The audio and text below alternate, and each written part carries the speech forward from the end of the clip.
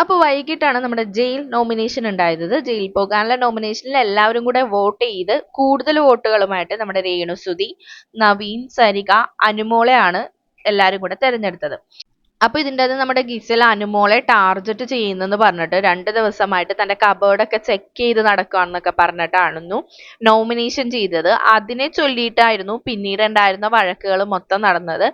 നമ്മുടെ ഹൗസിലുള്ള full കണ്ടസ്റ്റൻസും ഇതിനെപ്പറ്റിയാണ് discuss ചെയ്തുകൊണ്ടിരുന്നത്. എല്ലാവരും ഓരോരോ അഭിപ്രായങ്ങളൊക്കെ പറയുന്നുണ്ടായിരുന്നു. അപ്പൊ ഗിസൽ അനുമോളിനെ താൻ മാത്രമല്ല ഉള്ളത് ഇവിടെ, തന്റെ പുറകെ നടന്ന് ഇങ്ങനെ ടാർഗറ്റ് ചെയ്യാനായിട്ട് ബാക്കിയുള്ളവരെയും കൂടെ നോക്കണോന്നൊക്കെ പറഞ്ഞിട്ട് വളരെ വലിയ ബഹളമൊക്കെ ഉണ്ടാക്കിയായിരുന്നു. അനുമോള് പതിവ് നമ്മുടെ കരച്ചിൽ നാടകം അവിടെ നടത്തുന്നുണ്ട്. അപ്പൊ ഇതില് നമ്മുടെ ശൈത്യം മാത്രമാണ് അനുമോളെ സപ്പോർട്ട് ചെയ്ത് പറഞ്ഞുകൊണ്ടിരുന്നത്. പിന്നീട് അപ്പൊ എല്ലാരും കൂടെ ശൈത്യയുടെ നേരെ തിരിഞ്ഞ് ശൈത്യനോട് ഓരോന്നെ പറഞ്ഞുകൊണ്ടിരിക്കുകയായിരുന്നു.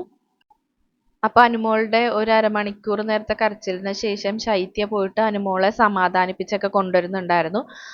പിന്നീട് അതിന് ശേഷം നമ്മുടെ മൈജിയുടെ സ്പോൺസർ ടാസ്ക് ഉണ്ടായിരുന്നു. അപ്പൊ 2 ടീമുകളായിട്ടായിരുന്നു ടാസ്ക് ചെയ്യേണ്ടത്.